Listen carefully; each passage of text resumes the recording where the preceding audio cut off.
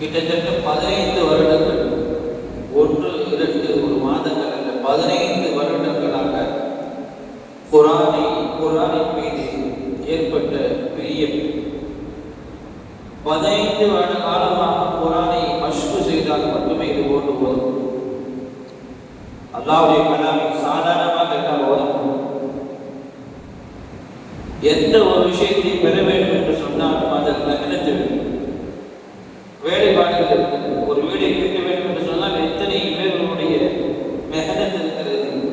அதுபோன்று இந்த அல்லாஹ்வுடைய கலாமை இது போன்று ஓத கற்பது என்பது சாதாரண விஷயம். ஒவ்வொரு நாளும் 3-4 மணி நேரங்கள் அவர்கள் மஷ்கில் ஈடுபடுவார்கள்.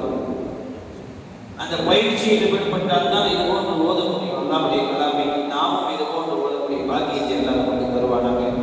இப்படி ஓதுவதனால் கேட்பதனால் என்ன பிரயோஜனம் என்று நாம் விளங்கிக் கொள்ள வேண்டும். அல்லாஹ்வுடைய கலாமை கேட்பதே நல்லது, வாக்குறுதும் நன்மை. இந்த வேறு குர்ஆனை வேறு ஒரு இடத்திலிருந்து ஓத கேட்பது நபியுடைய சுன்னத். வேறு ஒருவர் ஓதி அழகாக ஓதுவதை கேட்டு ரசிப்பது சுன்னத். சாதி மௌலா ரலியல்லாஹு தஆலா அவர்கள் ஓதி கொண்டிருக்கிறார் இரவு நேரத்தில். ஆயிஷா ரலியல்லாஹு தஆலா அவர்கள் நாயகம் ஸல்லல்லாஹு அலைஹி வஸல்லம் வீட்டிற்கு செல்வதற்கு நேரமாகிவிடுகிறது. நேரமாக தாமதமாக செல்கிறார்கள்.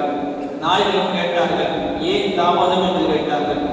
உங்களுடைய அடியார்கள் ஒருவர் குர்ஆன் ஓதுவதை கேட்டு லயித்து விட்டு என்னை நான் மறந்து விட்டேன். அல்லாஹ்வுடைய கலாமை எப்படி ஓத வேண்டுமோ அப்படி ஓதுகிறார். நான் இதுவரையும் கேட்டதே இல்லை, அவ்வளவு அழகாக குர்ஆனை ஓதுகிறார் என்று கேட்டவுடன் நாயகம் ஸல்லல்லாஹு அலைஹி வஸல்லம் அவர்கள் நானும் வருகிறேன் வாருங்கள் என்று ஆயிஷா ரலியல்லாஹு தஆலா அவர்கள் கூட வந்து ரசூலுல்லாஹி ஸல்லல்லாஹு அலைஹி வஸல்லம் அவர்கள் வெகு நேரமாக அந்த கலாமை அல்லாஹ்வுடைய கலாமை தன்னுடைய சஹாபி ஓதுவதை கேட்டு ரசிக்கிறார்கள். கேட்டு முடித்தவுடன் சாதிக் மௌலா ரலியல்லாஹு அவர்களை பார்த்து சொல்கிறார்கள், அல்ஹம்துலில்லாஹி அல்லதி ஜஅல உம்மதி மிஸ்ல ஹாதா.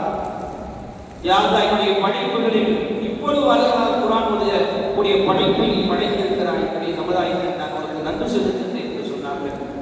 சாதிக் மௌலா கேட்டார்கள் நாயகத்திடத்தில், யா ரசூலுல்லாஹ், என்னுடைய திலாவத்தை நீங்கள் கேட்டுக் கொண்டிருந்தீர்களா, ரசித்துக் கொண்டிருந்தீர்களா என்று கேட்கின்ற பொழுது உங்களுக்காக துஆ செய்து கொண்டிருந்தேன் சொன்னார்கள். சாதிக் மௌலா ரலியல்லாஹு தஆலா அவர்கள், நீங்கள் என்னுடைய கலாமை கேட்டுக் கொண்டிருக்கிறீர்கள், நான் ஓதக்கூடிய கலாமை நீங்கள் செவிமடித்துக் கொண்டிருக்கிறீர்கள் என்று சொன்னால் இன்னும் அழகாக நான் ஓதியிருப்பேன் நாயகமே என்று சொன்னார்கள்.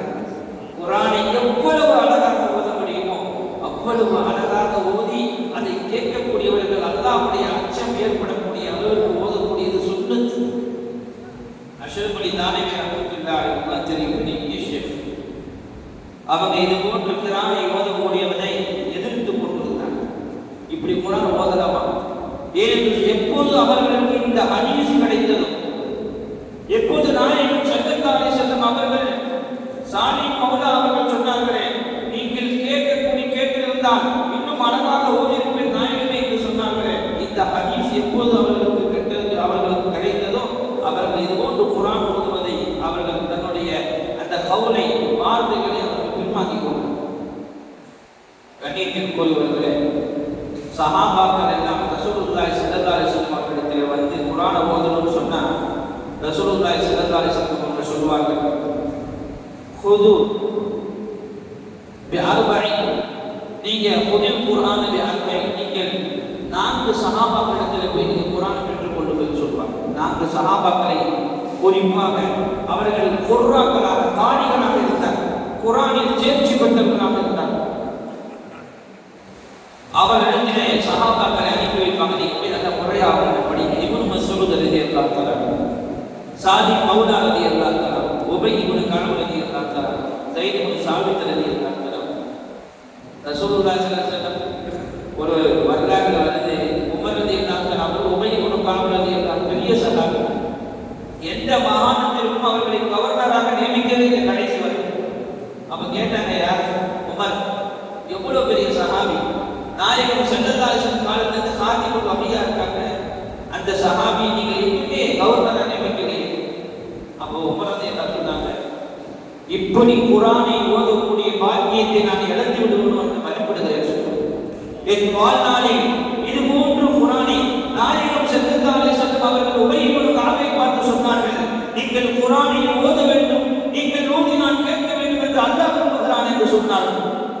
உபய் கேட்டவுடன் அழுவ ஆரம்பிச்சாங்க. என்னுடைய பெயரை அல்லாஹ் சொன்னானா என்று கேட்டார்கள். உங்களுடைய பெயரை அல்லாஹ் சொன்னான்.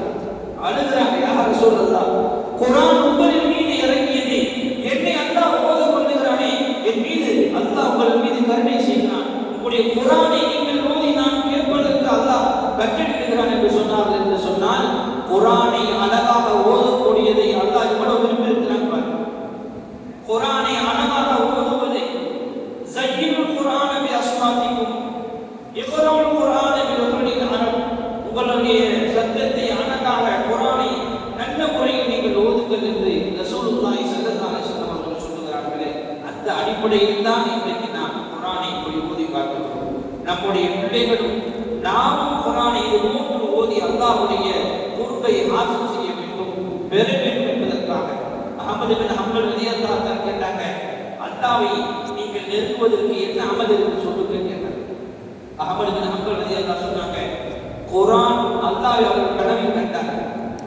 அல்லாஹ்வை கனவில் கண்டார்கள். அல்லாஹ்விடத்தில் கேட்டார்கள், யா அல்லாஹ், உன்னுடைய நெருக்கத்தை நான் பெற வேண்டும் என்று சொன்னால் என்ன செய்யும்? அல்லாஹ் சொன்னான், குர்ஆன். அல்லாஹ் சொல்கிறான், என் நெருக்கத்தை நீ பெற வேண்டும் என்று சொன்னால் குர்ஆனை ஓது என்று சொன்னார்கள். பிறகு கேட்டார்கள், யா அல்லாஹ், நான் குர்ஆனை விளங்கி ஓத வேண்டுமா அல்லது விளங்காமல் ஓதினாலும்? நீங்கள் விளங்கினாலும் விளங்காமல் குர்ஆன் ஓதினாலும் என்னுடைய பொறுப்பை நீங்கள் பெற்றுக் கொள்வீர்கள் என்று சொல்லுங்கள். ரமதானை பார்த்து குர்ஆனை அதிகமாக ஓத வேண்டும். அல்லாஹ்வுடைய கலாமை ஓதுவதனால் நம்முடைய அழுக்குகள், நம்முடைய உள்ளங்களில் இருக்கக்கூடிய அந்த கசடுகள் எல்லாம் சொல்லுகிறது, பரிசுத்தமாக ஆகிறது. அந்த ஒரே நோக்கத்திற்காக இன்றைக்கு இந்த குர்ஆன் ஓதணும். ஆயிஷா ரலியல்லாஹு அன்ஹா கேட்டாங்க. ஆயிஷா ரலியல்லாஹு அன்ஹா ரசூலுல்லாஹி ஸல்லல்லாஹு அலைஹி வஸல்லம் சொன்னதாக அறிவிக்கிறார்கள். நம்மளாம் நினைச்சிட்டு இருக்கோம் ஜன்னத்திலே உயர்ந்த சுவனம் ஜன்னத்துல் ஃபிர்தௌஸ் இல்லை. சுவனத்தில் மிகப்பெரிய சுவனம் யாருக்கு தெரியுமா? அல்லாஹ் கொடுப்பான். இந்த சாஹிபுல் குர்ஆன் அவர்களுக்கு கொடுப்பான். நாளைக்கு மறுமையில் அவர்களை ஓத சொல்லுவான். நீங்கள் ஓதிக்கொண்டு வரத்தில் ஓதுவதை நீங்கள் ஓதிக்கொண்டே போங்கள், உயர்ந்து கொண்டே போங்கள். அல்லாஹ் அவர்கள் உயர்ந்து கடைசி அவருடைய அந்த மர்தபா தரஜாவிலே படிப்படியாக ஓதிக்கொண்டு போவார்களே, அந்த தரஜாவில் போய் நிற்பார்கள் பார்கள். அவர்களுக்கு நிகராக எந்த சுவனமும் இல்லை என்று ஆயிஷா ரலியல்லாஹு அன்ஹா சொன்னதாக நாயகம் ஸல்லல்லாஹு அலைஹி வஸல்லம் அவர்கள் சொன்னதாக ஆயிஷா ரலியல்லாஹு அன்ஹா சொன்னார்கள். ஹாக்கிமிலே இந்த பதிவு செய்யப்பட்டது. குர்ஆனுடையவர்களுடைய சுவனம் இருக்கிறது, அதை விட சிறந்த சுவனம் எதுவும் இல்லை என்று சொல்லுவார். கண்ணியத்திற்குரிய அப்படிப்பட்ட இந்த திலாவத்தை வரக்கூடிய பாக்கியத்தை அல்லாஹ் நம் அனைவருக்கும் வழங்குவாராக. நாம் இந்த குர்ஆனை கேட்கக்கூடிய பாக்கியத்தை அல்லாஹ் நமக்கு தந்திருக்கிறார். நம்முடைய இந்த நிர்வாகம், நம்முடைய